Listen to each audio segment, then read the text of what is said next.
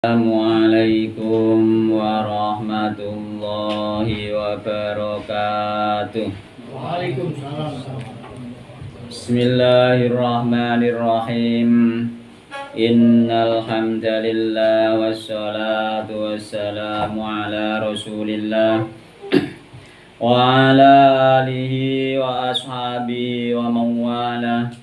Wala haula wala quwwata illa billah wa man ittaba'a huda ila yaumil qiyamah amma ba'du fa inna asdaqal hadithi kitabullah wa khairal huda Muhammadin sallallahu alaihi wasallam wa syarral umuri muhdatsatuha fa inna kulla muhdatsatin bid'ah wa kulla bid'atin dhalalah wa kulla dhalalatin finnar.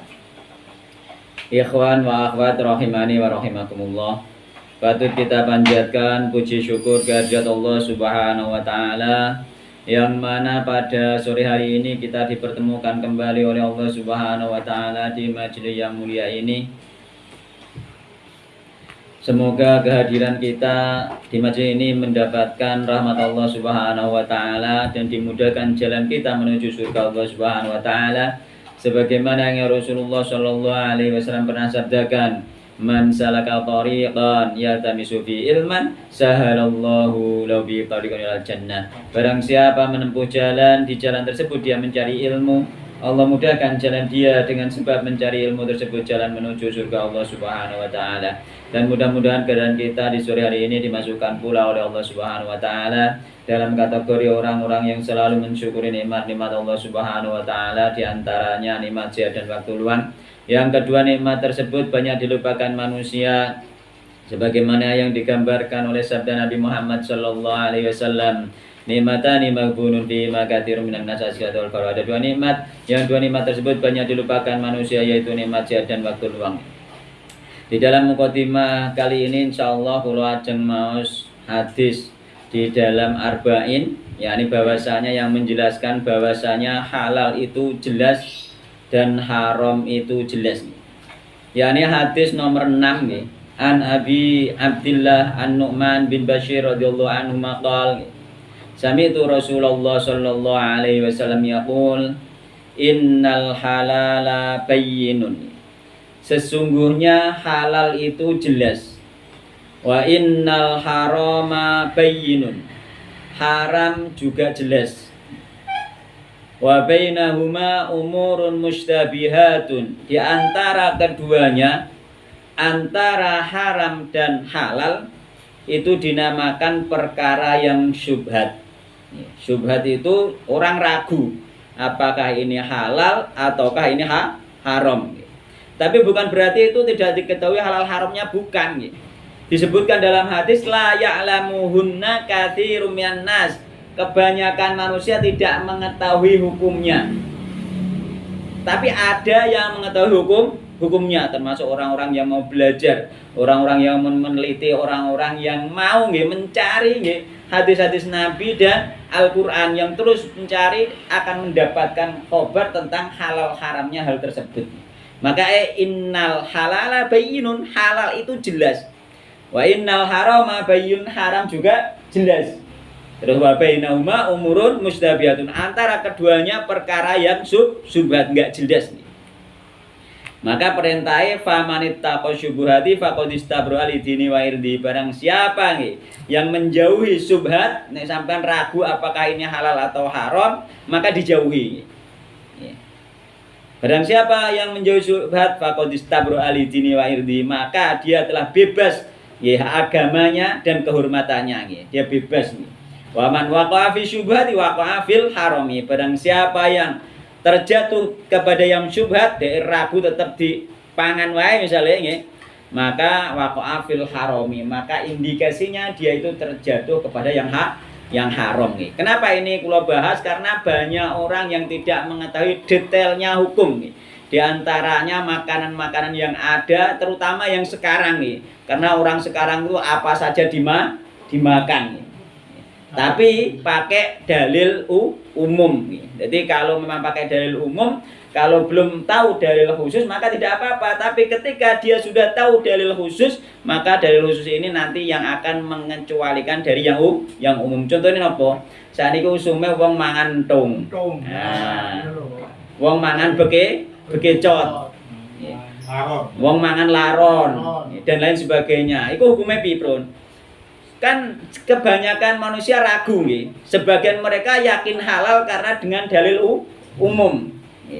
Sebagian sedikit orang itu meyakini haram, termasuk kula. Kula meyakini haram.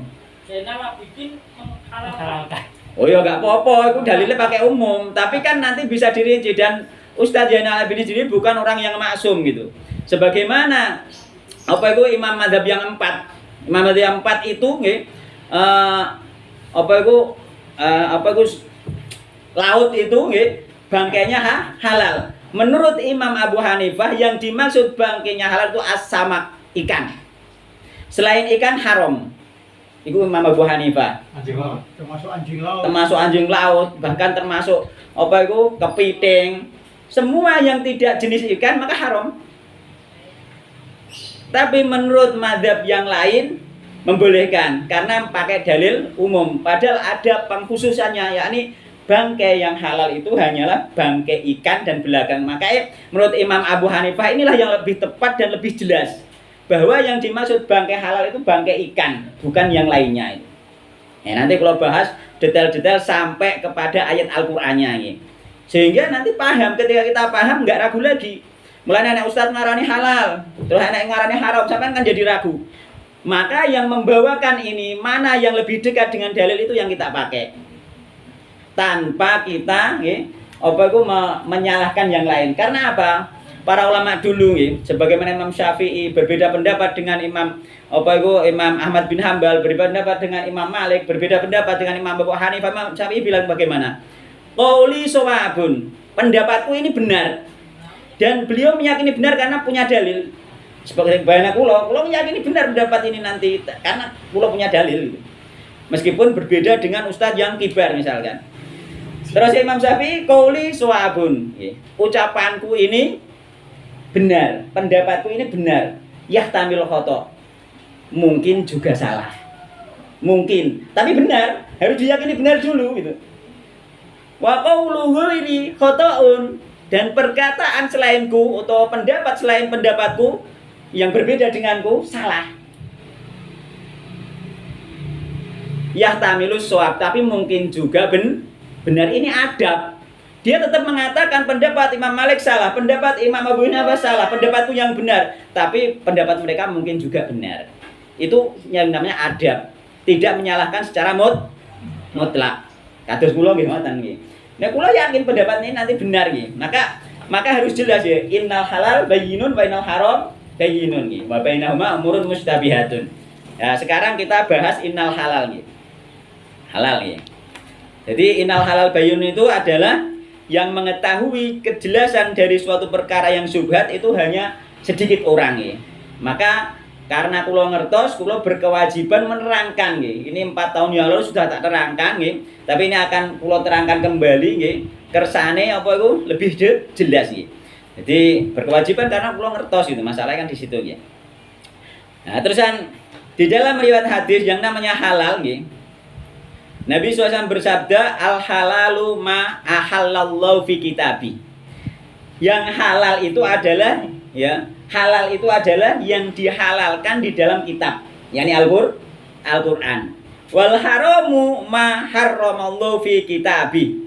Yang haram adalah yang diharamkan di dalam kitab, yakni dalam Al-Qur'an. Mana nanti yang dihalalkan di dalam Al-Qur'an dan mana nanti yang dihalalkan diharamkan di dalam Al-Qur'an. Itulah nanti yang ada dalilnya. Makanya kalau Ustadz Zainal Abidin nggih, wallahu alam, meskipun kula ngarani pendapat itu salah, meskipun beliau mengatakan benar nggih. Beliau pada waktu itu di dalam rekamannya nggak pakai dalil. Dalilnya umum dan dalilnya akal. Bekecot itu kan makanannya bersih kan seperti itu. Gitu. Pakai dalil akli. Niki mungkin kula pakai dalil Al-Qur'an. Kan ngoten. Nggih. Terus napa niku? Dalile nggih. halal nggih, halal dulu masih halal nggih. Halal itu mereka yang mengatakan halal nggih. Termasuk bangkai yang di laut, yakni ning gone Bulughul Maram kemarin juga sudah ada huwat tahuru ma'uhu wal khillu maitatuhu nggih. Laut itu suci nggih, airnya dan halal bangkainya nggih. Dan ini ditafsir nggih oleh beberapa hadis nggih. Bangkai yang dimaksud apakah semua bangkai? Memang sebagian ulama mengatakan semua bangkai, tapi ada nas khusus nggih. Di dalam Bulughul Maram juga nggih disebutkan uhillat lana maitatani nggih. Uhillat telah dihalalkan bagi kita maitatani dua bangkai. Berarti tidak semua bangkai. Jadi dalil umum ditakhsis gitu nggih. Dua bangkai saja yang halal itu nggih. Wadamani dan dua darah, karena asal darah itu haram nggih. Ada darah yang halal nggih. Fa amal maitatani adapun nggih. Dua bangkai yang halal fal jarodu maka itu adalah belalang dan semua jenis belalang. Wal khutu dan khut itu ikan dan semua jenis ikan. Khut ikan. Kenapa di situ ikan? Karena di hadis yang lain disebutkan as-samaku wal jarodu, as-samak ikan. Maka yang pendapat paling kuat dalam hal ini di antara 4 mazhab menurut kula yang sesuai dengan dalil itu pendapatnya Imam Abu Hanifah. Jadi semua bangkai yang ada di laut itu halal, yang dimaksud halal adalah ikan. Semua jenis ikan. Selain ikan tidak. Kula lebih memilih yang itu karena itu yang lebih mendekati dalil itu. Maka pendapat itu ada dalilnya nggih. Makanya sampean harus yakin betul nih, ketika sudah ada dalilnya, kalau dalilnya sampean pasti masih ada keraguan gitu. Nah, ini soal dalilnya sudah kita yakin nih. Apalagi pendapat Imam Abu Hanifah itu yang paling hati-hati.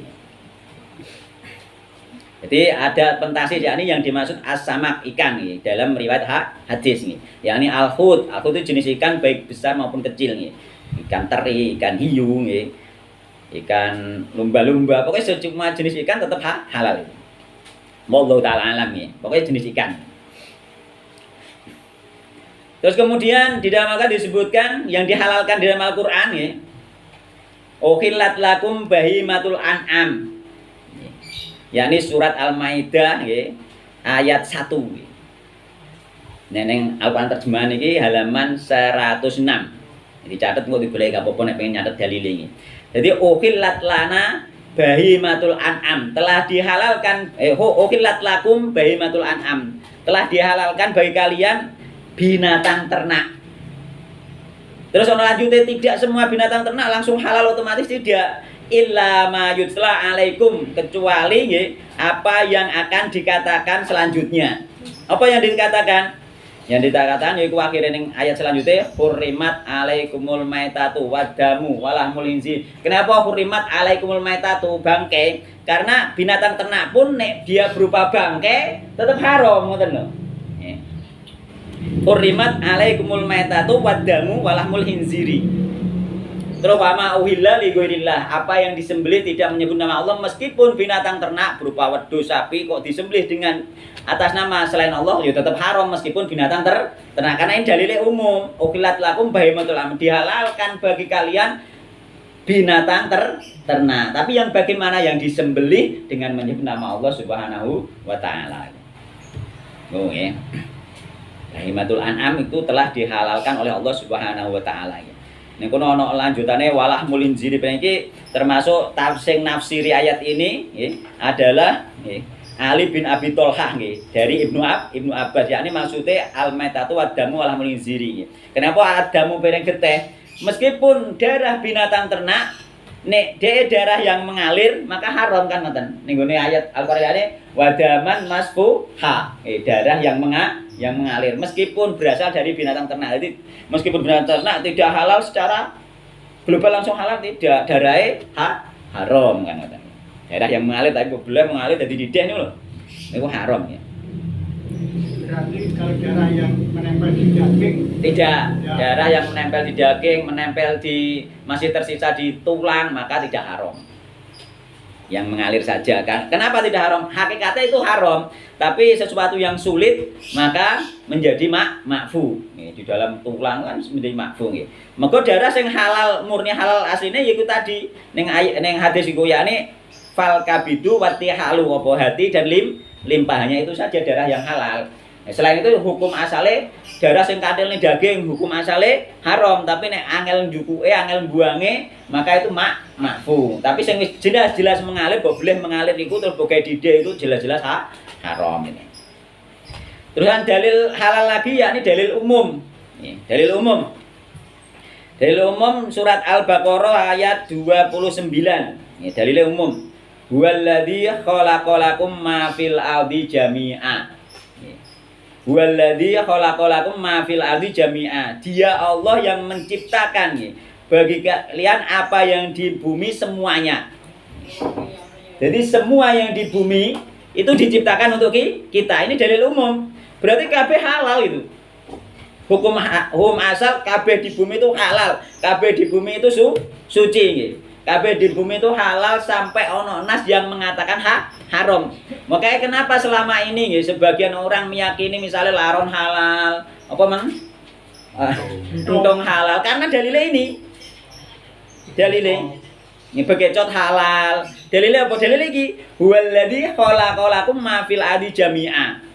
Allah menciptakan ya bagi kalian apa yang di bumi semuanya untuk kalian. Maka ulama mengambil apa kaidah usul dengan dalil ayat ini al aslu fil asya al ibahah. Asal semua segala sesuatu yang di bumi ini adalah boleh. Makanya halal. Makanya mangan bekecot yo oke, mangan tong yo oke, ngono malehan kan ngono. Tapi ada lanjutane. Kecuali yang ada nas yang diharamkan oleh Allah di dalam Al-Qur'an maupun hadis itu. Masalah lah wong entung ono dalile, bingung ora ngerti apa dalile entung opo harame. Kan bingung kan? Entung harame dalile opo gitu. Asul halal itu. Heeh. Iya, dalil ora ono asul. Dalile entung harame apa? Gak ono kan? Nek babi Dalil bekecot haram gak ono. Makanya dengan dalil umum ini nggih banyak para ustadz juga nggih banyak orang juga makan bekecot karena pakai dalil umum. Yakni semua yang di muka bumi diciptakan untuk manusia, berarti boleh sampai ada nas yang mengatakan haram gitu. berarti ustadz sementara ya. Nggih. Sementara memutuskan sesuatu itu dasar hukum itu harus komplit. Jadi tidak hanya satu dalil terus buat pedoman lah itu. Mohon nggih. Nggih. Berarti dengan dalil yang tadi dalil umum berarti semuanya menjadi halal nggih. Kecuali yang diharamkan oleh Allah Subhanahu wa taala. Maka oleh karena itu kita simak nggih. Tadi innal halal bayyinun ya. Halal jelas saya kita simak innal haram bayyinun. Haram juga jelas. Haram ya. Sebelumnya Nggih. belum masuk haram ya. Yang halal tadi urut ya Ustaz. Nggih. Tadi kecuali ikan dan Belalang. belalang. Nggih. Sekarang yang dikatakan ikan itu tolong disampaikan. Ama itu masuk ikan enggak rajungan itu masuk ikan apa enggak atau yang lain yang ada. Tadi jelas seperti anjing laut itu walaupun itu di laut Iya. tapi enggak termasuk kategori ikan itu termasuk haram. Selama ini seperti rajungan, seperti kepiting itu enggak masuk kategori ikan ya. Selama ini enggak masuk kategori ikan. Maka menurut Imam Abu Hanifah tetap haram. Haram. Ya. Maka di antara ulama-ulama NU sendiri, di antaranya Mbah Mun Jubir itu cenderung ke haram malah. Nah, itu ibu-ibu ben krungu itu Iya. buane rajungan. Cenderung ke haram. Nah Ustaz, saiki dibahas dulu ya. Meskipun ada pendapat ulama sekelas Imam Mazhab pun mengatakan itu boleh, tapi kita itu berdalil beragam berdasarkan dalil, maka kita mencari yang paling dekat dengan dalil itu. Yang paling dekat dengan dalil. Maka sekarang kita masuk dulu nggih, nanti setelah dibahas duanya baru komplit nggih. Masalah haram, haram juga jelas nggih. Wa innal haram bayyinun. Haram juga jelas kan ngoten nggih. Haram tadi apa? Wal haramu ma haramallahu fi kitabih. Haram itu adalah yang diharamkan Allah di dalam Al-Qur'an. Apa yang diharamno Allah dalam Al-Qur'an? Terus ya Allah innama harrama alaikumul maitata. Sesungguhnya hanyalah Allah mengharamkan bagi kalian bangkai, wadama dan darah, walah mahinziri dan apa itu daging babi, wa ma uhilla bihi li ghairillah, dan apa yang disembelih nggih dengan menyebut nama selain Allah nggih. Tapi masih ada kelonggaran famanitur ghairu bagin nggih, maka barang siapa yang terpaksa dan dengan cara tidak menginginkan, wala adin tidak berlebihan, fala itsma'alai, maka tidak apa-apa. Ya, meskipun haram, nek kira-kira terpaksa tidak apa-apa. Jadi innama nggih. Innama haramallahu alaikumul maitata nggih. Itu yang dalil yang pertama. Maka dalil yang kedua lagi dalam ini surat Al-Qur'an surat Al-Baqarah ayat 173 nggih. Jadi innama harrama alaikumul maitata wa dama wal hamal hinziri itu adalah surat Al-Baqarah ayat 173. Maka itu penting untuk dicatat nggih. Dalil. Loh, dari sisi mana haramnya? Entung haramnya apa? Bekecot, laron. Nah, nanti nggih. Ini ada hadis meneh nggih. Ya, ayat Al-Qur'an meneh surat Al-Maidah ayat 3.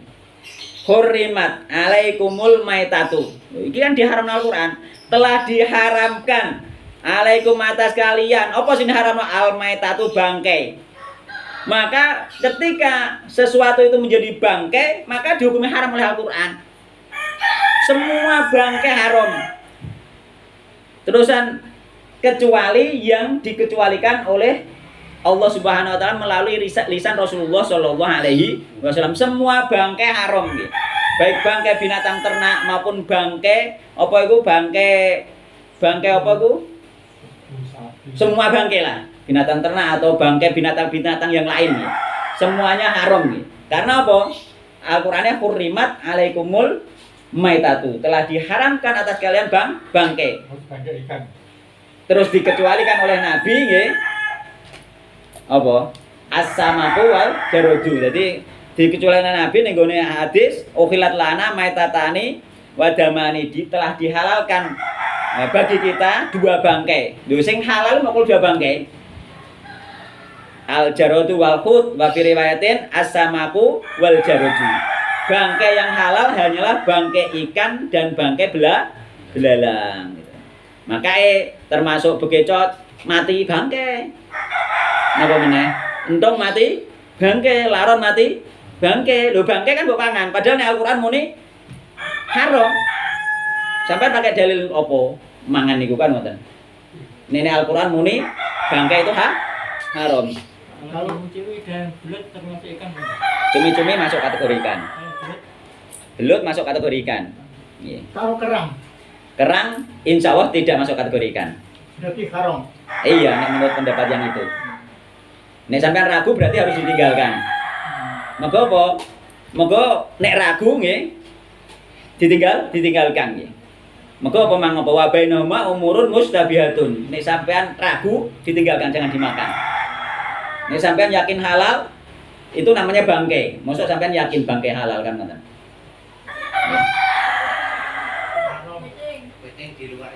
Kepiting tidak termasuk ikan. Makanya sebagian ulama memang sudah mengatakan itu haram kepiting. Kalau memang dia konsekuen nih, orang-orang yang menghalalkan kepiting ini konsekuen, harusnya yuyu di kali yo halal. Kenapa wong-wong sing ngarani kepiting halal, yuyu kok diarani haram? Enak berdua itu. Kepiting sama rajungan itu beda loh. Enggak, karena apa? Bukan di darat, Pak. Kalau yuyu itu di air tawar mereka membedakan, padahal air tawar maupun air laut itu sama, karena laut itu ada laut yang tawar dan juga laut asin itu. Maka jika halal ya halal semuanya gitu. Ada yang mengharamkan hewan yang bisa hidup di dua Alam. Wallahu alam karo dalile. Kodok itu bisa digunakan. Itu dikias. Contohnya apa? Kodok. Nah, ya kodok itu. Kodok dalilnya haram, ada hadis yang mengatakan haram membunuh katak. Ya. Mangan apa ada? Tadi yuyu tadi. Nah, yuyu itu yang jelas bukan kategori ikan. Kalau bukan kategori ikan, berarti itu Pak temu mboten yuyu niku. Ikan yuyu. Ah, enggak ngarah sampean muni ngarang. Bukan racun. Rajungan haram. Bulan-bulan ini Nek jenengan ragu ditinggalno, ini cuman wis yakin monggo njaluk keyakinan teng pundi. Yang jelas itu bukan kategori ikan gitu. Nek menurut Imam Abu Hanifah, nek sampean anut imam yang lainnya halal. Cuma imam yang lainnya dalilnya umum. Nih, kalau Imam Abu Hanifah dalilnya khusus. Maka nek kula lebih memilih yang khusus daripada dalil yang umum. Nah, kesempatan karena masing-masing mazhab itu pendapatnya berbeda. Orang yang disukai dia akan pindah-pindah memilih yang dia sukai. Seharusnya kita itu tidak pindah-pindah mazhab sesuka hati. Kita itu mengikuti mazhab, kita melihat mana dalil yang paling tepat. Gitu. Yang paling mendekati kebenaran. Maka Imam Syafi'i tadi bilang, "Qauli shawabun," ucapanku, pendapatku ini benar. Jadi bagi yang senang rajungan, jangan memakai Hanafi loh, gitu loh. Jadi pilih-pilih yang benar. Nah, nek kula meskipun kula mazhab secara asal mazhab Imam Asy-Syafi'i, Imam Syafi'i membolehkan itu rajungan dan itu membolehkan. Iya. Ya. Tapi kula tetap memilih dalam hal itu memilih pendapatnya Imam Abu Hanifah. Karena ada dalil khusus yang dimaksud bangkai laut, bangkai ya, yang di laut itu as-samaku, ikan. Jadi dan bangkai secara umum juga yang halal hanya ikan dan belalang. Mulai kira satu rajungan. Belalang itu belalang sebangsanya. Nah, yang definisi belalang itu nopo kan? Jadi kata belalang. Ya ditanyakan saja langsung apakah itu belalang atau tidak. Nek cara ning kene kan jelas ketok. Walang contohnya, walang sangit, walang kerik, walang gambo, itu kan jenis belalang semua. Bukan jenis serangga, bukan jenis belalang. Belalang masuk kategori jenis serangga. Tapi tidak semua serangga jenis belalang kan seperti itu. Karena di antara jenis apa itu jenis serangga itu yang ada yang hukumnya memang haram gitu. Maka tidak bisa digebyau ya pokoknya semua jenis serangga halal, tidak bisa. Semua jenis serangga berarti disamakan dengan belalang, tidak bisa. Karena yang disebut itu belalang berarti semua jenis belalang gitu. Penyebutannya Belalang sendiri kan serangga. Kan juga proses kehidupannya kan melalui metamorfose, melalui kepompong, terus jadi belalang itu tuh. Belalang itu kan seperti itu juga. belalang itu kan apa itu telur. Telur langsung menetas. enggak ada kepompong. Enggak di belalang itu tidak sama dengan kupu-kupu enggak sama. Enggak sampai ke kepompong. Enggak sama dengan kaper. Enggak. Enggak ada belalang. Telur langsung netes jadi. Iya. Belalang. Belalang itu beda. Iya, maka Tapi kayak serangga. Ya, semua binatang yang kecil namanya serangga. masa kategori serangga semua itu. Iya. Tapi serangga itu ada yang halal, ada yang haram gitu. Maka ini sudah jelas ya hurrimat alaikumul maitatu telah diharamkan atas kalian bangkai. Terus kemudian wadamu darah. Walahmul inziri daging babi ning gone Al-Baqarah ayat Al-Maidah ayat 3 nggih. Wa ma uhilla li ghairillah dan apa yang disembelih dengan menyebut selain Allah nggih. Wal munkhaniqatu binatang yang mati tercekik, sing penting enggak boleh. Wal mauqudatu mati dipukul. Wal mutaradiyatu mati jatuh, wan natihatu mati ditanduk. Wa ma kalasabu yang binatang yang dimakan binatang buas illa madakaitum kecuali kalian itu sempat menyembelih. Wa madubya alan nusubi wa antas taqsimu bil azlam dan seterusnya itu. Maka dengan berdasarkan dalil bangkai, maka semua bangkai itu haram kecuali ikan dan belalang. Nah, ini kula nggih. Kembali ke dalil Quran tadi Ustaz sudah menyampaikan. Kalau bangkai sudah jelas ya. Kriterianya. Sekarang masuk ke babi. Babi itu disebutkan di situ di Quran itu daging babi. Nah, bagi orang yang rada ngeyelan, kan yang karung itu kan dagingnya, tapi jeroane babi kan bukan nggak apa-apa, itu kan bisa gunakan untuk. Itu namanya kelah saja karena dagingnya aja haram apalagi jeroannya kan seperti itu. Untuk menyembelih hewan ternak, apakah cukup dengan bismillah langsung dinyaki? Cukup. Nah, dengan bismillah saja sudah cukup. Bahkan apa itu ketika seorang muslim lupa baca bismillah masih tetap sah. Itu kalau lupa nggih. Kalau lupa pendapat yang paling kuat tetap sah. Lupa baca bismillah. Karena nggak mungkin seorang muslim itu apa itu sengaja untuk tidak menyebut nama Allah, nggak mungkin itu. Jadi secara umum ya, di dalam tafsir Al-Qur'an juga disebutkan, termasuk dalam tafsir Jalalain, termasuk pendapat Ibnu Abbas ya, ketika lupa tidak baca Al-Qur'an ya, dan bahkan seorang muslim kok memang sengaja nggak baca Al-Qur'an ya, itu pun ada pendapat yang membolehkan asal dia seorang muslim gitu. Makanya sebagaimana apa itu yang penting intinya itu untuk Allah ya, bukan untuk selain Allah Subhanahu wa taala. Makanya termasuk sembelihan ahli kitab. Ahli kitab itu kan halal. Kan ahli kita nggak mungkin baca bismillah. Mereka menyembelih saja, tapi untuk Allah, yang penting untuk makan, untuk mayuran, yang penting bukan untuk berhala. Itu masih halal. Tapi perlu dikoreksi loh. Yeah. Ahli kitab itu memang dalilnya seperti itu. Yeah. Sembelihan ahli kitab halal. Namun yang dimaksud untuk Allah itu Allahnya ahli kitab itu lain loh ya. Yeah. Dengan kita. Yeah. Dia akan menyatakan Tuhan Yesus itu Allah. Jadi dia menyembelih itu memang atas nama Tuhan Yesus itu kan. Ahli kitab memang ada perbedaan pendapat di kalangan ulama ya. Namun sejak zaman Nabi Muhammad SAW, ahli kitab sudah menyembah Yesus. Ya. Tapi kok tapi pengertiannya bukan karena Allah itu. Yesus kan bukan Allah. Itu kan seperti ini ya. Memang dia Yesus dan juga menyembah Allah gitu loh. Mereka itu musyrik gitu, bukan tauhid itu. Cuma ketika mereka menyembelih itu kalau tidak diuntukkan berhalanya, gitu, khususkan acara berhalanya berarti untuk Allah gitu loh. Ngerti maksudnya ya? Karena Tuhan inti mereka tetap Allah gitu. Intinya Yeah. sembelih yang tidak diperuntukkan berhala, Iya. otomatis untuk Allah. Yang tidak karena apa? Sembelihan mereka kan menyembelih untuk dimakan, gitu. Makan kan sesuatu yang disyariatkan oleh Allah, berarti itu untuk Allah, seperti itu loh Pak. Makanya orang Nasrani pun ketika menyembelih asal tidak penyembelihan untuk acara ibadah mereka, ya, maka halal dimakan oleh orang Islam itu. Secara umum seperti itu. Asal tidak untuk persembahan, karena disembelih untuk makan, disembelih untuk menjamu tamu. Maka ini dikatakan untuk Allah karena menjamu tamu itu disyariatkan oleh Allah Subhanahu wa taala, seperti itu, Pak. Apa bisa dikatakan subhat jadi daripada ragu? Lah nek jenengan subhat yo iki tadi masuk nggih. Apa iku wa baina umur mustabihatun la ya'lamuna katsiran nas nek sampean samar ya sudah ditinggalkan. Tuhannya beda. Ngaten nggih. Terus peruntukannya yang Pak sih maksudnya. Nggih. Walaupun nyembelihnya itu benar, tapi kalau diperuntukkan berhala kan juga jadi haram. Nggih. Meskipun maca bismillah. Kalau bismillah, Allahu Akbar, tapi diganti Nggih. kan berarti haram. Terus Saya menyembelih atas nama Tuhan Yesus itu gimana? Itu kan kakak nyebut.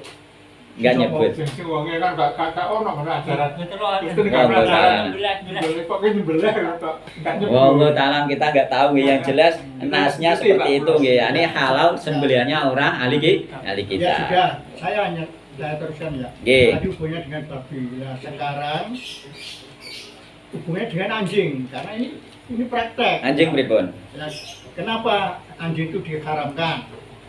Sedangkan kalau dalil yang jelas hewan itu babi, katakan Nggih. seperti itu. Terus gimana letaknya anjing itu diharamkan?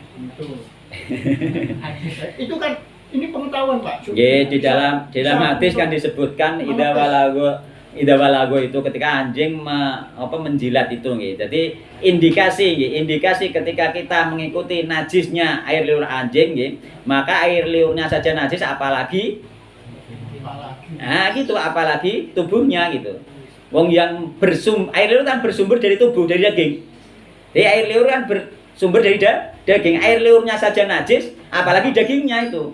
Maka jenis kias kias yang lebih-lebih gitu loh. Maka anjing pun di situ kalau kita mengikuti madzhab Imam Syafi'i tetap masuk kategori haram karena ya memang seperti itu. Binatang bertaring. Nah, itu kan nanti pengembangannya kan ke situ kan belum sampai ke situ. Binatang buas, binatang bertaring, terus binatang yang haram itu loh ya. Kutu tajam. Banyak yang kutu tajam. Itu nanti di bab ini ada bab makanan nanti. Terusan binatang yang haram untuk dibunuh itu haram dimakan. Binatang yang disuruh untuk dibunuh haram dimakan. Contoh apa? Ulo, tikus, disuruh bunuh cicak, haram dimakan semuanya gitu. Yang dilarang dibunuh contoh burung hudhud, kok pangan nggak oleh gitu. Terusan apa itu? Tawon. Tawon mbok pangan gak oleh, mlane aja mangan tola sing ana anake tawon aja, iku haram. Nggih. Kalau haram yang pertama itu termasuk bangkai, haram yang kedua dilarang untuk dibunuh. Jadi sampean bunuh wis dosa. Karena sengaja membunuh itu berdosa. Tadi Ustaz sudah menyebut masalah binatang buruan, berburu itu. Nggih. Berburu tadi kalau masih bisa hidup, bisa disembelih, Nggih. halal. Halal. Tapi kalau itu berburu, misalnya ditembak ya, Bukan berburu tadi, yakni binatang yang dimakan binatang buas. dimakan ya dimakan. Nah, ketika kamu apa itu sempat menyembelih maka halal itu. Kalau nggak sempat menyembelih sudah mati, Haram. Misalnya apa itu dimakan binatang buas kok ternyata bok gudak diculno isek urip sampean belih maka isek halal itu. Maksudnya seperti itu ya. Adapun berburu, maka berburu itu ketika kita baca bismillah, ketika kita menembaknya baca bismillah ya, ternyata kena dan mati karena tembakan kita ya halal dimakan. berburu pun dengan anjing misalnya, Berburu dengan anjing kan melepas anjing juga baca bismillah. Alhamdulillah, tapi Nah. walaupun perburuan itu mati, Nggih, tetap tetap halal. halal. Tapi ketika berburu anjing diserahno ngene sampean masih hidup ya wajib disembelih gitu. Kalau mati nggak Oke, apa-apa. kan anjing berliur. Nggih. Begitu mati nih kena liur. Wallahu taala alam nggih. Wallahu taala alam. Coba. Tujuh kali. Nggih, wallahu taala alam itu nanti perselisihan pendapat di kalangan para ulama sebagaimana kemarin kita bahas. Orang Ngoten nggih. orang jero. Pun nggih. Jadi nek jenengan ragu tinggalno, nek jenengan pun yakin ya sudah gitu aja nggih. Jadi nek cara kula jenis termasuk bekicot, termasuk entung, termasuk laron, semuanya masuk kategori haram karena itu masuk kategori bangkai. Bangkai hanya simpel saja, bangkai hanya dua yang halal, hanya bangkai ikan dan belalang. Ngoten mawon nggih. Makanan yang halal dan haram itu memang perlu karena Nggih. praktek kita sehari-hari. Nggih. Nah, Ustaz sudah buka seperti itu. Nggih. Yang pertanyaan saya mungkin yang terakhir, ada menyebutkan yang menjadi kambing hitam atau segojangan lah bahasa Jawa. Napa? Bahwasanya mereka mempunyai dalil binatang yang menjijikan itu haram. Itu dalilnya apa enggak? Ada enggak? Wa harrama alaikumul khaba'is dalilnya nggih. Dan diharamkan atas kalian semua yang menjijikkan khaba'is. Maka ini terbagi menjadi beberapa pendapat nggih. Khaba'is menjijikkan nggih. Menurut Imam Asy-Syafi'i itu di antara maksudnya adalah Sebelumnya dalil itu memang soke atau Soke. Soke. Ya, sudah terus. Jadi apa itu menjijikkan menurut Imam Asy-Syafi'i itu adalah menjijikkan di antara pendapat Imam Syafi'i ya, menjijikkan menurut orang Arab gitu. Itu yang pertama ya.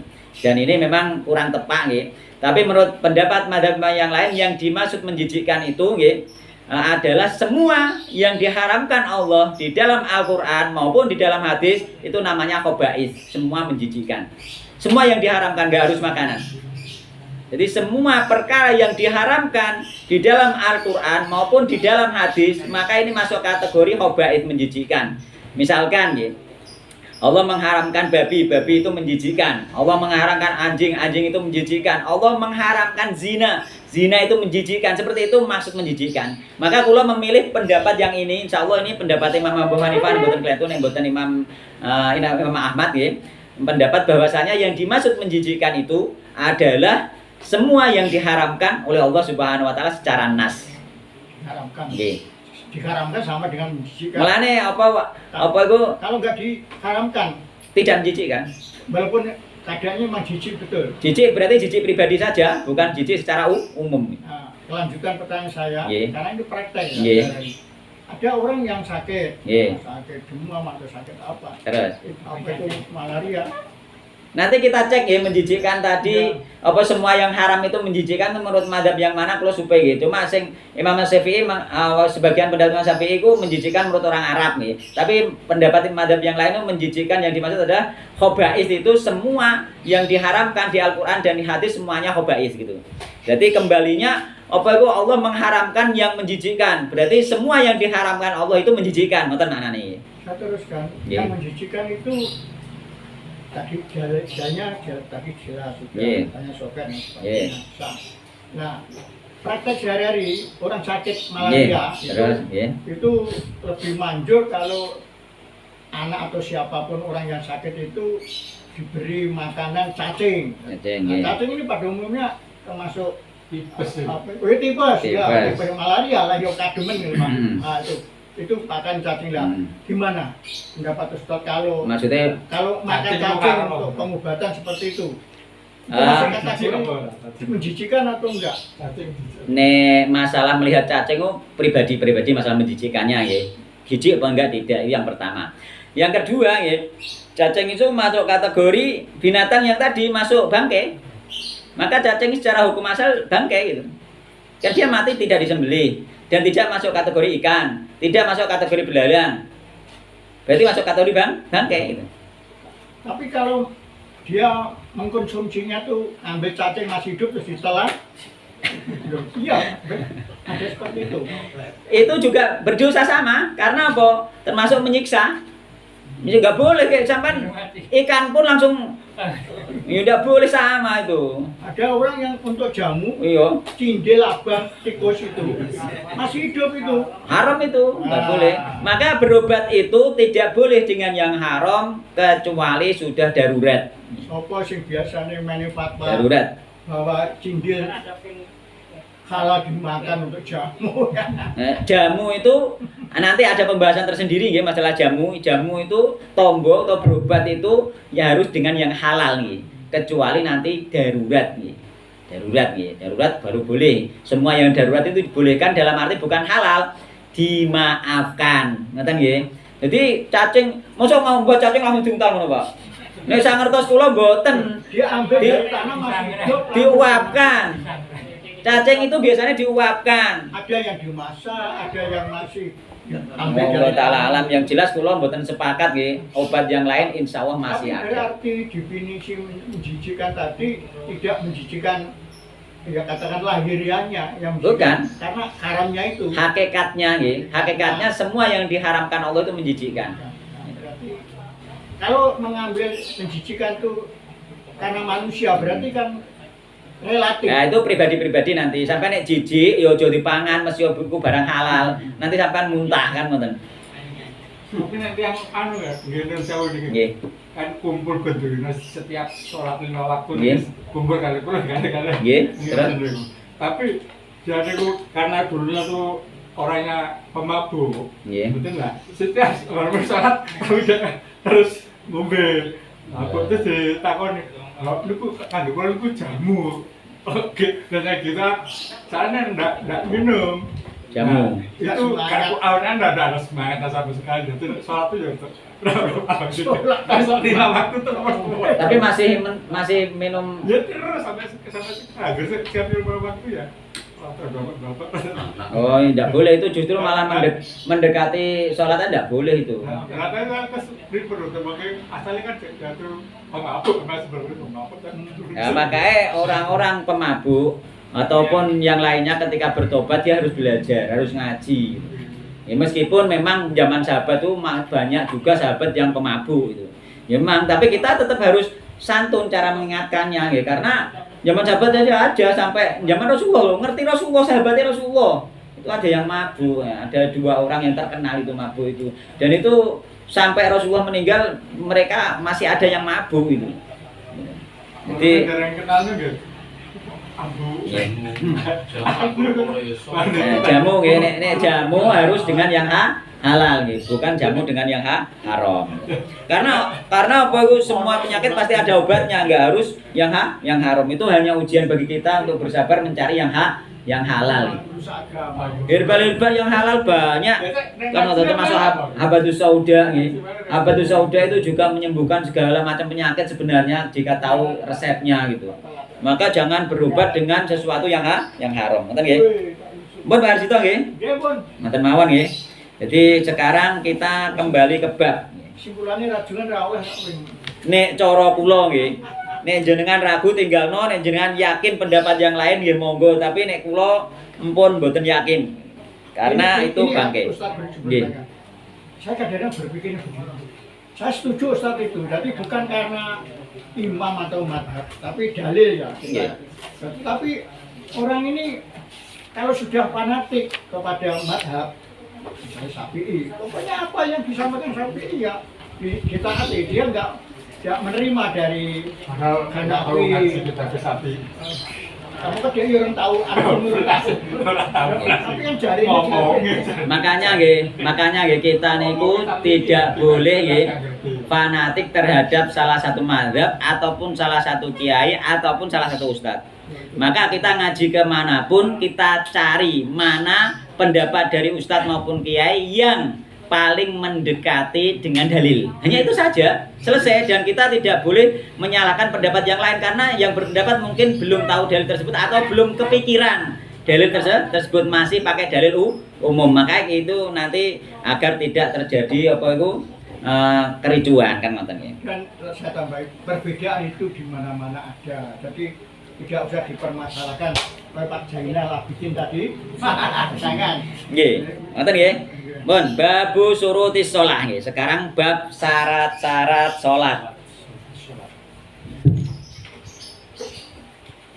Bab syarat-syarat salat nggih.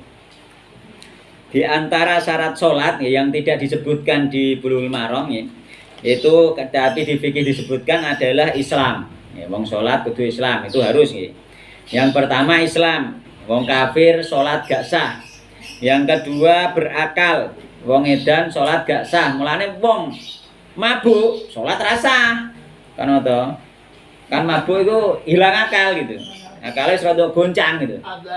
Nah, jadi makanya syaratnya tetap Islam terus akal gitu. Terus salat selanjutnya balik. Nggih. Balik. Salat saya balik gitu. Ataupun tamyiz, nanti tamyiz masih bisa nggih. Sebelum itu belajar anak-anak nggih. Umur 7 tahun sudah diajari nggih. Terus kemudian syarat salat yang keempat nggih, tak kei syaratnya sebelum baca hadisnya nggih, adalah suci dari hadas besar maupun hadas kecil. Islam, berakal, balik, suci dari hadas besar maupun kecil. Terus kemudian yang kelima masuk waktu. Nih di luar waktu jenengan gak sah salat kan ngoten. Wis masuk waktu nggih. Nek kliwat malah sah, nek kurang malah rasa. Kurang sak menit ya rasa urung masuk. Niku kadang mboten prani mboten. Nah, Jadwale niku wong. nah, nek ambil jadwal kita kan belum ada kepastian. Pastiannya itu yang melihat sebenarnya. Tapi adan nih, waktu sholat. Kan urung sholat, pakai adan. Nah, adannya kan gak apa-apa. Iya, urung sholat kan. Nek mukul sak menit ae sik ngatasi bar kuwi adan pirang menit kan ngoten. Kelewatan saiki insyaallah ndak masalah untuk adan nih, tapi nek salate aja urung ono adan wis salat. Jangan nggih. Karena pedoman kita adan nggih. Dulul waktu masuk waktu. Terus yang keenam satrul aurah nggih, menutup aurat. Menurut aurat yang ke-7 nggih. Menurut aurat ini nanti banyak pembahasan termasuk aurat laki-laki, aurat perempuan nggih. Aurat ketika kita tidak punya pakaian, pakaiannya hanya satu, nanti ada pembahasannya di hadis nggih. Menutup aurat. Termasuk wanita, termasuk telapak kaki itu aurat untuk wanita. Nek salat telapak kaki ini sampean ketok, gak sah salate.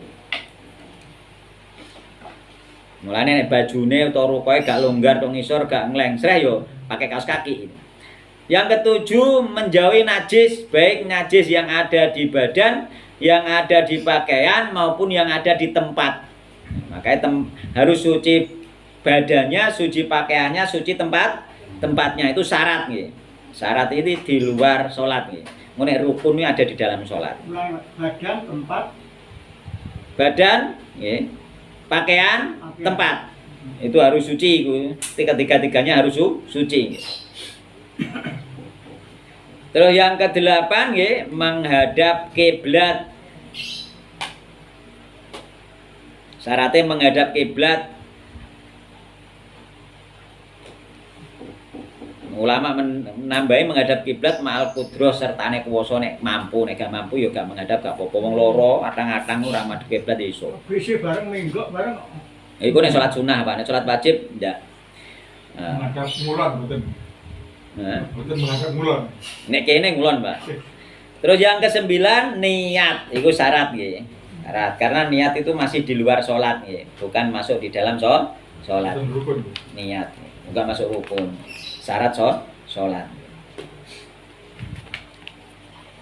Tadi syarat ya. Nggih, syarat sholat rukun nanti iki bacaan syarat sholat nggih. Hadis pertama Ali bin Tolkin. Dan dikatakan saking Ali bin Tolkin radhiyallahu anhu qala Rasulullah sallallahu alaihi wasallam Idza fasa ing dalem nalikane ngentut sapa hadukum salah sine sira kabeh fi sholati ing dalem salat fal yang sharif mongko becik bubaran sapa ahad wal yatawaddu lan wudu sapa ahad wal yu'id lan baleni sapa ahad as-sholata ing salat rohul khamsah wa sahahu Ibnu Hibban ya. Dan ini waqala Tirmidzi hadisun hasanun nih. Menurut Imam Tirmidzi hadis hasan, menurut apa itu Ibnu Hibban sahih. Jadi ketika kita buang angin ketika sholat, maka kita batalkan sholat tersebut di tengah-tengah sholat. Tapi nek saurunge sholat yo ojo sholat, nggak boleh. Kita harus berwudu dulu karena syarat di antara syarat sholat yaitu suci dari hadas besar maupun hadas kecil sebagaimana yang kita baca tadi. Suci harus berwudu dulu. Nek kira-kira hadas besar ya harus mandi dulu nih. Sebagaimana kita bahas kemarin, mandi tok tanpa wudu pun sudah sah. Ini ambil wudu dapat kesunahan. Gak marem nih gak wudu. Ini ambil wudu dapat kesunahan. Tapi ini adus tok bar terus langsung sholat sah. Tapi ini pengen dapat kesunahan tambah pahala ambek sak wudune sunah Rasulullah sallallahu alaihi wasallam. Jadi buang air besar buang angin itu membatalkan wudu, apalagi buang air besar maupun air kecil nih juga membatalkan wudu, maka harus berwudu dulu sholat batal. Kemudian hadis kedua nih, itu simpel saja pemahamannya ya. Wa an Aisyah radhiyallahu anha anna Nabiy sallallahu alaihi wasallam qol la yaqbalullahu sholata haidin illa bi khimarin. Iki bahas tentang aurat. La yaqbalullahu syarat saya salat menutup aurat. Mulane nek kene layak balu ora nrimo. Sinten Allah sholata haidin ing salate wong sing wis haid. Ora salate wong keadaan haid bukan. Salate wong sing wis haid berarti salate wong wedok dewasa. Wong wedok sing wis balik. Jadi wong wedok balik ku tandane apa? Di antarane haid. Ora haid tok. Kok gak metu haid nggih. Urung umur 15 tapi tumbuh bulu kemaluan itu masuk kategori tanda balik. Mulane nek dadi anak wedok kok ora haid, urung umur 15 kok wis tumbuh bulu kemaluan maka masuk kategori sudah balik. Tapi ora haid, ora tumbuh bulu kemaluan wis umur 15 tahun sudah masuk kategori balik. Berarti terakhir bocah ora duwe ulu kan ngoten. Kenapa gak haid? Mungkin haid itu sepertinya haid itu memang terpengaruh dari pikiran ya. Pikirannya wis biasa haid datang. Pikirannya wis biasa mulai cah saiki kadang haid lebih awal dikarenakan pikirannya wis dewasa. Dulu 16 urung apa. Jadi seperti itu nggih. Jadi ini layak balullahu sholata haidin nggih. Allah tidak menerima sholatnya wanita yang sudah haid, yakni yang sudah dewasa, yang sudah balik, illa bihimarin, kecuali dengan pakai khimar. Khimar itu kerudung. Khimar itu penutup kepala yang menutupi kepala sampai leher, kerudung. Berarti ini menunjukkan nek wanita belum haid boleh nggak pakai kerudung. Anak-anak itu sholat gak kerudungan, gak rukuan boleh. Boleh itu. Gitu. Jadi nek wanita wis dewasa harus pakai kerudung. Kerudung ya gampangane kerudung asline kaya surbanku ngene lah. Endi surbanku mah? Ya seperti ini kerudung iki. Nek cara saiki dienggo sekolah dienggo jilbaban bareng niku lho. Arane jilbab nek cara ning kene. Iku kerudung sing dimaksud. Maka apa? Dalilnya apa? Dalil Nabi Muhammad SAW pakai surban ngene iki diarani pakai khimar gitu. Mulane Nabi Muhammad sallallahu alaihi wasallam nggih, annahu sallallahu alaihi wasallam masaha alal khuffaini wal khimar. Rasulullah SAW mengusap di atas khuf dan juga mengusap di atas khimar, di atas surban. Jadi surban Nabi yang dipakai ini sudah dipasang ketika sholat, ketika wudhu diusap. Apa nanti iman kan diusap jilih. Jadi khimar sebenarnya wong lanang ya pakai khimar, wong Nabi Muhammad juga pakai khimar. Khimar itu kerudung. Jadi nek kerudungnya wong lanang diarani surban kan ngono kok. Kerudungnya wong itu diarani jilbab nek cara kene kan ngoten. Nek wong lanang gawe dilokno wong. Nggih, boleh Rasulullah pakai itu. Sunah. Bisa pakai. Masuk hukum sunah apa? Bisa masuk sunnah, bisa tidak, terserah nggih. Bisa masuk sunnah nggih. Nek cara kula masuk sunnah. Sunnah Rasulullah SAW. Karena itu memang adat Arab yang dipakai Nabi dan bahkan dipakai ibadah dan diusap juga, maka masuk kategori sunnah.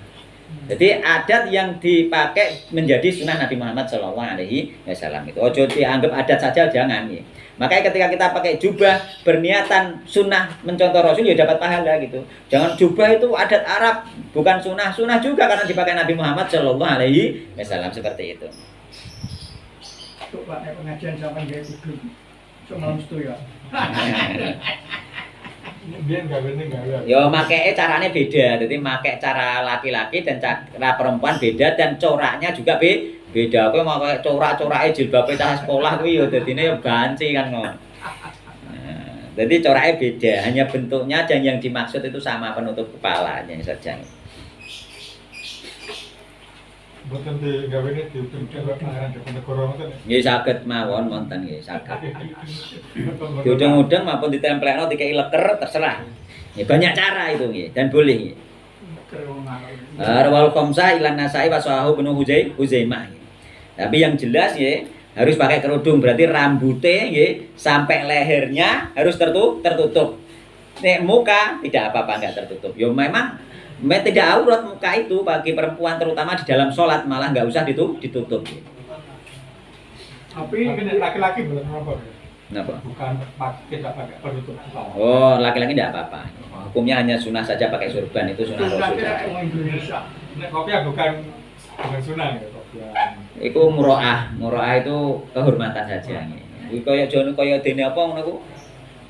Blangkon, kopiah, terusan kaya ya semacam muroah lah. Kopiah itu masuk kategori, nanti masuk kategori sunnah seperti surban juga insya Allah. Yang jelas itu masuk kategori penutup kepala. Ya, masuk ya, muroah. untuk wanita yang nutupi aurat itu di apa itu di sini ya itu masih aurat ini. Iya, leher. Nah, Leher masuk kategori aurat. Aninya yang Janggutnya Kalau janggut sudah tidak, janggut itu masuk kategori muka di ini. bawah janggut ini.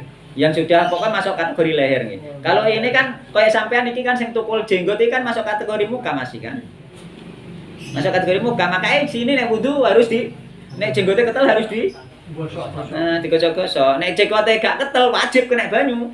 Kaya kula urung ketel wajib kena banyu. Nek sing ketel wajib di sela-sela. Makanya yang tukul jenggot itu masuk kategori muka gitu. Ya ibaratnya itulah dikira-kira saja ya enggak usah terlalu ketat gitu. Dikira-kira pokoknya nek cah wedok biasanya dijilbabi terus dipakete ya sudah cukup kan bisa tertutup batas segini kan sudah tertutup gitu. jika kita yang ekstrim sebetulnya nggak usah ribet nyoplok jilbabnya, terus pusat jilbabnya mawon. Nah nek misale wong wedok wis pakai kudung, wis pakai jubah atau pakai daster pisan.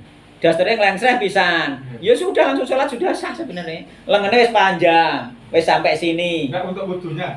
Kenapa? Enggak usah dilepas jilbabnya, langsung diusap jilbabnya kan boleh. Nek wudu Iya, boleh, iya. boleh itu dikiaskan sebagaimana yang dikerjakan Nabi Muhammad SAW. Ketika itu terutama ketika dia malas buka karena mungkin pakainya repot atau memang di tempat umum. Di tempat umum coba buka, ketok auratnya sampean. Lebih baik diusap. Lebih baik diusap nih di tempat umum. Sampean wudu itu wudu di tempat umum campur lanang itu ono akeh ning kono terpaksa wudu di situ. Ya sudah enggak usah dibuka jilbab, diusap saja. Usap kepala diusap Ini saja. masih dipraktekkan. Masih dicoplok. Iya Pak, jadi praktek. Karena kalau nggak mengusap rasanya gak pas loh. Oh, ndak nek Udah dicoplok. nek dicoplok ketok aurat hukumnya haram malah. Nggak mikir pokoknya. Gitu. Ini rambutnya. Ya kebanyakan memang seperti itu nggih. Mulane sampean nek pengen roh rambute wong ya kono wong sing wudu-wudu wong kuwi rambutnya udah dibuka kan. Tapi nek kita sudah tahu jangan Ini dibuka. ada pertanyaan Iya. nanti ya. Nggih nanti nggih. Monggo terus. Setengah lima. Iya. Belum. lima. Tak lanjutkan. Kamu masih kurang 3 menit. Agak lambat sedikit. Wa an Jabir radhiyallahu anhu anna Nabiy sallallahu alaihi wasallam qol nggih. Nih. Ana Nabi sallallahu Nabi Muhammad iku kala ngendika Nabi Muhammad lahu maring Jabir nggih. Idza kana indam nakane ana apa saubu pakaian iku wasiun jembar, fal tahim mongko ngemulake sira bihi kelawan pakaian. Yakni fi shalah dalam salat wa li muslimin fa khalif. Mongko ngemulake sira baina torofaihi ing dalem antare pucuk lorone taub. Wa ingkan ana apa taub iku dayikon rupek fatazir mongko gawe yo blebet sira bihi kelawan sau pakaian. Muttafaqun alaih walahuma fi Bukhari Muslim min hadithi Abi Hurairah la yusolli nggih. Aja salat nggih. Sapa adukum salajeng sira kabeh fi taubil waidi ing dalem nganggo pakaian siji. Yakni sarungan tok nggih. Laisa alati laisa ora ana iku alati ing atase pundhe ahad minhu nggih. Saking pakaian apa seun sesuatu apapun nggih. Jadi ini termasuk masalah auratnya laki-laki nggih.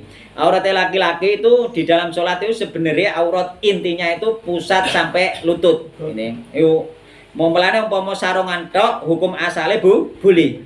Sarungan tok blebetan yang penting udele gak ketok itu hukum asale boleh. Tapi nggih menurut pendapat Imam Ahmad karena ada hadis la yusolli ahadukum nggih.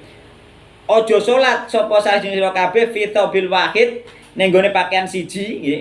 Laisa ala atikihi nggih minhu syai'un yang di pundaknya tidak ada pakaian sama sekali nggih. Maka dengan dasar dalil ini ketika orang mempunyai pakaian lebih nggih, ya ini pakaian loro kok sampean sarungan tok salat itu enggak boleh. Kecuali nek duwene sarung tok iku ya sarungan tok kuwi. Makanya ketika apa iku sarung iku jumbar, makanya syariate apa ditalekno kene. Mulane kain ditalekno kene nggih. Sehingga itu termasuk pengganti baju. Jadi kesopanan. Meskipun udele wis gak ketok, dodo pun harus tersebut. Ya. Masih boleh. Mulane nek kene dikokon nalekno dua ujung rene ambek rene nek isih kena. Itu talekno kene kene nek pakaian nek pakaiane saiki wis pakaian setelan ngisor dhuwur ya wis aman. Iku maksudnya pakaian satu nek jembar dikongkon ngemulno tok dhuwur. Nggih. Jembar artinya apa? Mbok pakai iki ngisor isih dengkule isih tetep ketutup. Mbok tokno gulu kene, mbok talekno kene, dengkul isih ketutup, iku maka pakai seperti itu. Tapi nek kira-kira mbok junjung mendur jengkulem ketok maka pakai sarungan tok. Maka ini boleh karena terpaksa itu dibolehkan. Karena ini sing arane apa? Arane kita bertakwa sesuai kemampuan mastata'tum nggih. Dan syariat mendahulukan yang lebih penting. Sampai nutupi buruh pengen nutupi pundak dengkule ketok pada dengkul sing wajib ditutupi. Maka ketika orang enggak punya pakaian longgar dan enggak punya pakaian dua, maka yang wajib yang diutamakan yakni antara pusat dan lutut. Tapi nek di pakaian longgar enggak boleh nggih. Ada larangan la yusolli ahadukum fi thawbil wahid nggih. Ada larangan. Maka ini ada kelonggaran nggih. Bagi orang yang tidak punya hanya satu pakaian maka boleh, tapi bagi yang punya pakaian lebih maka harus pakai sampai atas nganggo baju bereng nek corong saiki aja sarungan tok atau celonan tok ngoten nggih. Nanti sarung ini pun zaman Nabi. Zaman Nabi justru sarung. Sarung itu definisi sarung ya. Definisi izar itu adalah pakaian yang menutupi setengah bagian tubuh bawah. Itu jenenge sarung. Ya segala macam kain sing diglebetno, makanya jenenge sarung meskipun corake ora kaya atlas, ora kaya wadimor itu. Nek cara gebian mungkin kain-kain putih mulus utawa ijo mulus utawa ireng mulus yang penting dienggo blebetan ku jenenge sarung. Makanya sarung sudah ada pada zaman Nabi. Makanya ana nas hadis iku ana hadis neh iku riwayat sinten nggih janganlah seperti orang apa iku Nasrani ya, mereka pakai izar pakai celana tidak pakai sarung. Makanya wong Islam memang sarung itu memang ada syariatnya dari zaman Nabi Muhammad sallallahu alaihi wasallam. Makanya ketika kita kenal sunnah ojo anti sarung gitu. Sarung tetap apa seperti pakaian ihram itu. Itu juga masuk kategori yang jelas itu kain yang dipakai setengah badan itu arane sarung itu. Bukan jahitan celana. Jadi seperti ini longgar itu. Nah, sarung. Maksudnya jubah itu gaya Arab. Sarung Islam malah. Bejane wis metu. Malah Ya wis, Islam bisa. pertanyaane wae tak waca nih. Sono barat. Ustadz minta pencerahannya nih. Apa hukumnya membangun masjid yang bekas tanah makam? Bekas tanah makam itu berarti saya ana kuburane to mboten? Bekas. Bekas berarti kuburannya kita ada. sudah diambil ya. Ada dipindahkan anunya. Yang jelas hukum asal nggih, memindahkan jenazah itu tidak boleh. Hukum asalnya. Tapi kalau memang sudah dipindahkan dan makamnya diganti tempat, insya Allah nggih, insya Allah nggih ya. Insya Allah tidak bolehnya masjid di kuburan itu adalah memang ada kuburannya. Kalau sudah tidak ada dan fungsinya dirubah, ya, coro sertifikatnya wis dirubah bukan makam, insya Allah nggak apa-apa. Tapi kalau masih sertifikat itu masih apa itu jenis tanah wakaf makam, maka jangan. Yang jelas tanahnya tadi. Nek, Musola di Sabar, kan Sabar ada musolanya. nah, musola yang di atas itu jangan jangan sholat di situ. Tapi yang di bawah nggak apa-apa. Yang di atas jangan, karena itu tanah kuburan. Meskipun dia tidak di atas kuburan, tapi tanah masih tanah wakaf kuburan gitu ya. Nek tanah wakaf kuburan dideki musola maka tidak boleh. Kecuali tanah wakaf kuburan sudah dipetak oleh negara. Kan ono kaya ning nggone Laju iki. Ning Laju ono tanah kuburan lebar. Tapi sudah disekat dengan jalan raya. Yang sebelah sini boleh dipakai pemukiman, yang sebelah sini untuk kuburan itu. Maka meskipun wakaf pertama untuk kuburan, tapi kalau sudah didok oleh pemerintah bahwa sudah dipisah, maka tidak apa-apa. Makanya gini tadi, kalau ini sudah tanah ini statusnya sudah dipisah, tidak menjadi kuburan lagi, insya Allah tidak apa-apa itu. Tapi hukum asal bangun masjid di kuburan atau sholat di kuburan, hukum asalnya haram, hanya itu saja. Tapi seperti di Gresik ya, itu Sunan Giri itu gandeng sama sekali dengan masjid, tidak ada sekatnya. Itu. Beda kalau Sunan Ampel itu berbeda memang. Sunan Bonang. Sunan Bonang betul. Sunan Bonang gandeng, aku gak pakai. Mboten toh. Sunan Mboten Bonang toh. Masjid gede itu ya beda. Sunan Giri itu di dalam Masjid Gede. Sunan Giri itu di dalam masjid itu. Ini tanpa wallahu ta'ala. Sunan Bonang ono musuh. Ya kita hindari ketika ada masjid ada kuburannya, maka kita hindari nih. Jadi begini guys, ketika ada masjid ada kuburannya, maka yang bertanyakan itu masjidnya dulu yang dibangun atau kuburannya dulu. Ketika masjidnya dulu yang dibangun, maka kuburannya harus dibongkar. Ketika kuburannya dulu yang ada, maka masjidnya yang tidak sah, yang dibongkar gitu. Maka disendi itu. Harusnya seperti itu. Masjid Nabawi, kuburan Nabi kan di jalan. Tapi kan nggak masuk dalam masjid itu. Karena tanah itu masih tanah milik Nabi, tidak pernah diwakafkan untuk masjid. Dan Makanya uang salah paham kan Masjid Nabawi ono kuburan Nabi. Itu tanah Nabi, kamare Ibunda Aisyah ya, dan tanah tersebut mulai zaman Nabi sampai sekarang oleh keluarga Nabi tidak pernah diwakafkan untuk masjid. Jadi itu masih tanah pribadi. Tanah pribadi yang dikelilingi masjid itu. Masih tanahnya dia. ditembak nggak masuk kawasan. Maka itu tidak masuk ke tanah yang kuburan Nabi, tidak masuk kategori masjid Nabi karena tidak pernah diwakafkan untuk masjid itu. Intinya yang tidak mati bakar. Ya, intinya itu milik pribadi. Bakar rumah. Nah, itu masih miliknya pribadi gitu. Dibutuh Gitu. Maka tidak boleh, harus jawabannya seperti itu jawabannya ya. Jawabannya seperti itu. Itu bukan masuk kategori masjid karena itu tanah Nabi yang tidak pernah diwakafkan untuk masjid. Jadi hanya perluasan saja. perluasan dan tanah tersebut Posisinya. iya. Kaya ono bangunan gede sampean kon ngalih mau ditebus mau kan dikelilingi bangunan kan kowe cewek meramel bangunan iku mau kan? Kan seperti itu. Karena perluasan. Karena perluasan saja seolah-olah ada di dalam masjid tapi itu bukan termasuk masjid. Berarti kuburan Nabi bukan termasuk masjid. Jika seorang istri mengajukan khulu atau gugatan cerai kan harus dikembalikan mahar yang diberikan suami. Dan kalau mahar itu berupa surat bacaan surat Al-Qur'an dan apa itu? Iki ono tenan to ora iki? Bangunan masjid yang digunakan untuk umum bagaimana? Jazakallahu khairan. Wallahu taala alam aku rasa jawab. Angel. Nah, piye? Oh, mahare ngono. Mahar itu ya sudah. Mahar berupa bacaan Al-Qur'an atau hafalan Al-Qur'an ya sampean ngapal Al-Qur'an nggih monggo kan ngoten nggih. Wallahu taala alam nggih niki jawabane angel nggih. Apa ngene Al-Qur'an. Nggih takokno pegawai KUA mungkin mereka lebih tahu banyak ini kula mboten ngertos, mboten nate ngadepi model ngeten iki nggih. Nggih, nanti dipelajari lagi nggih.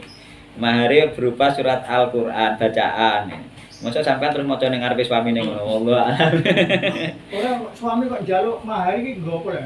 Wallah Itu taala sampai alam. setelah Itu kan masalah sampai dulu. seperangkat alat sholat terus baca anak orang sih. Ya, jazakallahu khairan. Ya ini pembahasannya nanti dibahas kelanjutan insyaallah kalau kula ngertos jawabannya insyaallah kula jawab ahad depan lagi karena kula masalah ini mesti harus baca banyak lagi karena kula dereng nate mendapatkan menemui kejadian seperti ini. Ngoten nggih? Nggih. Ya sebentar yang kata Allah taala semoga kajian ini.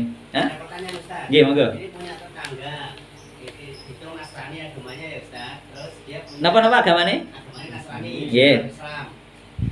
Dia punya hajat nggak tahu apa bagi-bagi nasi kotak. Nggih. Apakah dengan agama seperti itu nasi itu ada bacaan apa daging sapi nggak tahu Nggih. dagingnya itu beli sendiri atau beli dari pasar. Nggih. Apakah sudah jadi makanan jadi itu boleh dimakan atau bagaimana kalau nggak dimakan emang sudah jadi Hukum asal boleh. Asal kecuali dengan tahu betul bahwa daging tersebut tidak disembelih atau tahu betul bahwa daging tersebut untuk berhala. Kalau tidak tahu maka kembali ke hukum umum halal. Wis njaluk halal. Nggih. Lab. Iya, halal. Jadi pakai hukum umum. Karena apa? Haram itu harus jelas itu. Dan yang jelas tadi hukum asalnya halal gitu.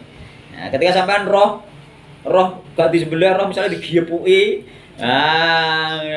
utawa roh gotong apa ketabrak mobil digotong terus di nggo banyak dindum-dindum sampean ngerti jelas maka jadi haram. Ngoten nggih? Nggih. Wonten malih monggo. Masih waktunya sudah kelewat. Nggih, Allah taala alam nggih. Saya akan mengumumkan sedikit. Nggih, kula akhiri wallahu taala semoga pertemuan barokah bermanfaat ya. Menambahkan iman kita, menambahkan wawasan kita, menambahkan amalan kita Allah taala subhanakallahumma bihamdika asyhadu an la ilaha illa anta astaghfiruka wa atubu ilaik. Wassalamualaikum warahmatullahi wabarakatuh.